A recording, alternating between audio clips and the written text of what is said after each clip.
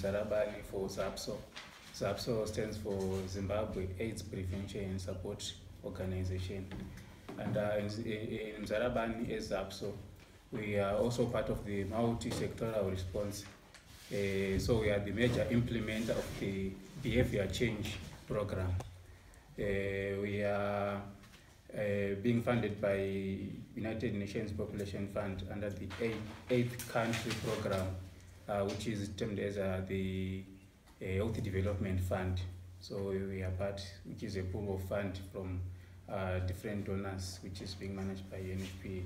So in Mzarabani as ZAPSO, we are implementing the behavior change program, which comprises of the home visit program. We also have the PCC, which is the Parent-Child Communication Program. We also have the sister-to-sister program. So basically in Mzarabani, the way we operate within communities. So in communities, we work with different cadres at community level whom we recruit. So we've got a cadre known as a BCF, which is a behavior change facilitator.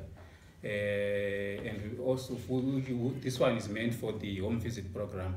Then we've got a PC mentor known as the Let's Chat mentor, who is meant for the PCC program. Then we've got a sister-to-sister mentor, who is meant for the sister-to-sister program. So you find that these cadres, some they have got dual roles. Some they are PCC mentor at the same time they do home visits. Some they are sister-to-sister mentors at the same time they also do PCC. We also have among them what we call condom depot holders. These are charged with the task to distribute condoms within their communities. So I would move to the PC program, which is our main program. We started operating here in Mzarabani in 2010.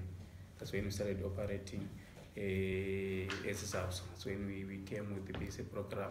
So we started having with a different strategy where we had group sessions where we had people recruited into groups and they were taken through by the BCFs through a course which was a manual that were taken through sessions which talks about raising self-awareness about HIV as well as prevention. So as ZAPSO, through that program, we have also contributed to the knowledge of HIV in our communities. So as ZAPSO, our main vision is to promote communities that are proactive to HIV prevention, that are healthy, with a view to contribute to an HIV-free generation, so as in the community.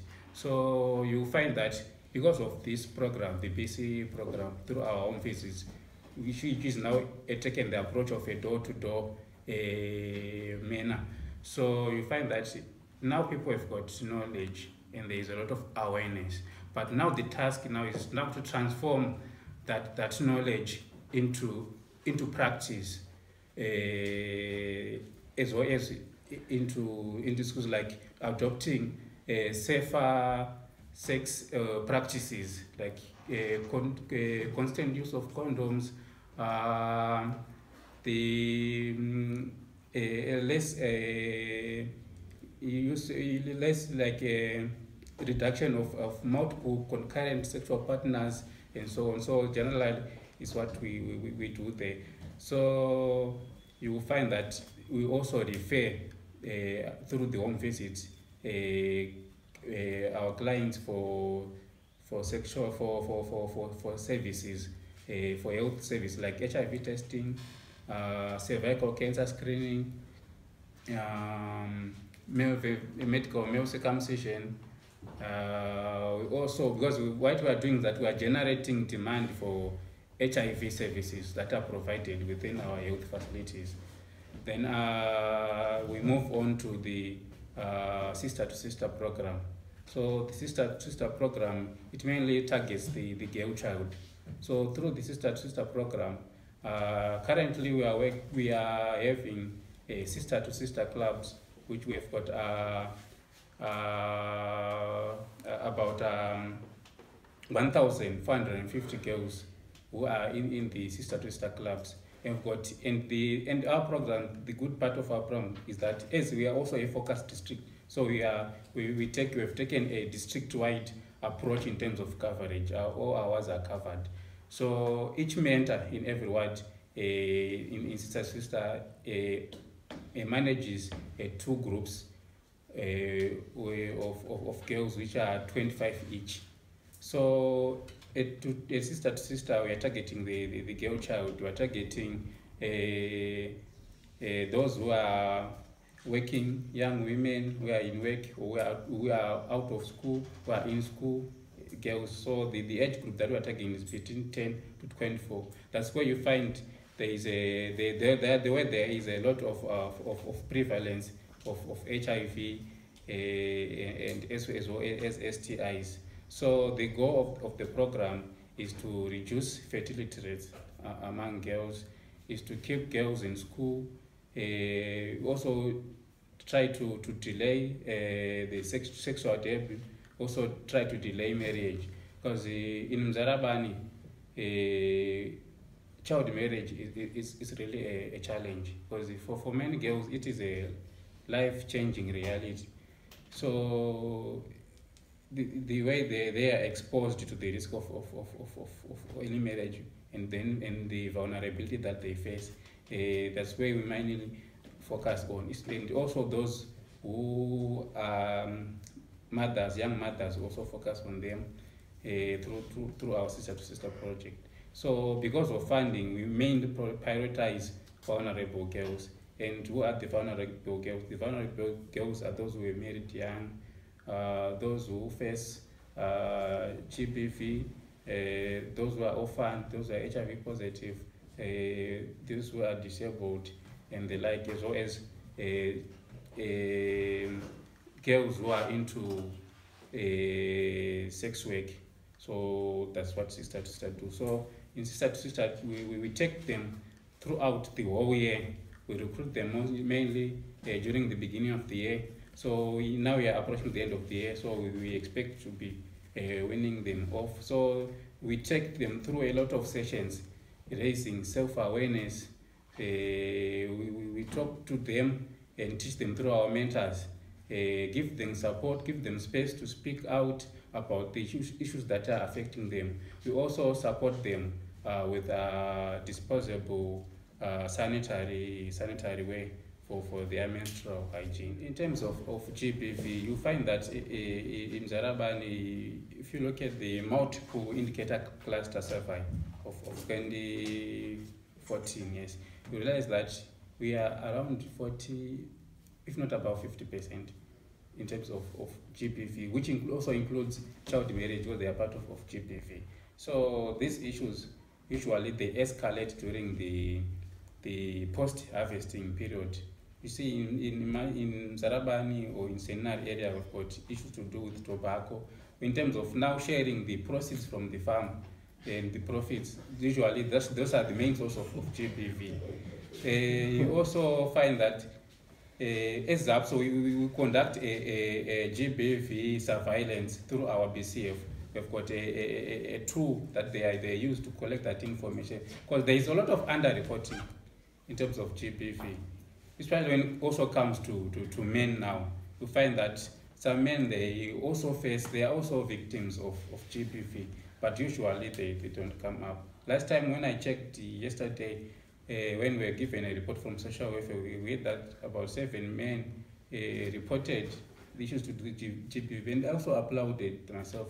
Some men are also opening up. So GBV is really an issue here. And also looking at our districts, it's got a prevalence of poverty according to Poverty Atlas, which is above 85%. So you realize that poverty is also a main source of GBV. If you look at statistics from social welfare through the food relief, you realize that in Zaraban there are about over 6,000 food insecure households. So you find that when the food relief comes sometimes, the head of the household, usually the father, sometimes they take advantage and take that food and maybe exchange that for beer, and then it becomes a source of violence. So it's most, and then emotional. Area of justice, and you find what the main underlying issue here is poverty. You see, so you find that when we have got over 6,000 households who are food insecure, they are hardly getting food. So it will be very difficult for them to afford sanitary wear. So we have got cases of many girls who will be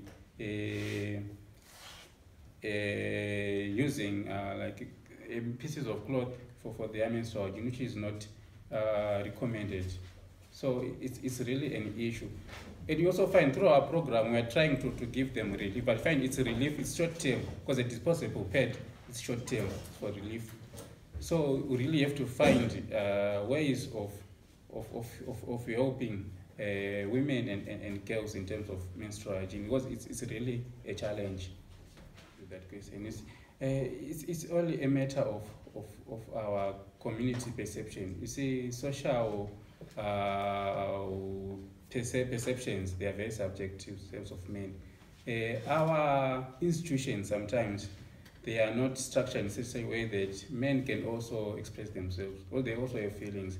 Men, because of GBV, they are seen as someone who can take the pain and not show it out. So many people are surprised when a man says, I was beaten or I was abused by a woman. Sometimes other men will also laugh at him. If you go to the clinic sometimes for services, you find that sometimes the environment is not that friendly to men. Sometimes it's not that friendly. So usually men, they would shun, because it set a precedent. Because once a man goes and then such a reception, tomorrow you will not be able to do that. But I think as far as we are trying to change our attitude, because as up, so we are into behavior change. So in order to transform behavior, we usually focus on attitude, those negative attitudes, those perceptions, so that they become positive. So I think changing community attitudes on those factors which are negative about GBV, because we also speak out that GBV does not only affect women, also affect men. You'll be surprised that how many men face or experience GBV. We have men trying to speak up. It's very interesting, this community dialogue, when you watch these community dialogues and you realize the men speaking out now about issues that affect them. You'll be actually be surprised issues that will be coming. But I think we should mostly focus on our community attitudes, because also men are affected. Were the forms of violence indicated? Because even denying someone conjugal rights is a form of violence. So were they stated on the social welfare report? I think they mentioned them, but I can't really remember the forms. But what I remember that there was no sexual abuse. It was maybe other forms, physical forms and emotional.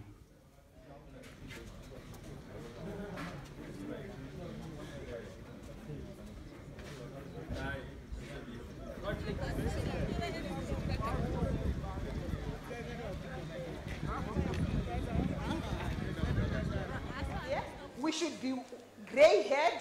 Our hair is looking dark, not because we are young, but because we are dyeing our hair. And somebody is using our special forex to go and buy dye. At this rate, we may actually end up having to import sex toys. I suppose sex toys are okay because our males are struggling with the stress around. So women may actually want sex toys. But what I'm trying to get back to you, Madam Speaker, is that let's have a situation where expensive things, if you want expensive things, pay for it. We woke up one morning and Dr. Mangudika said, everybody who has a DSTV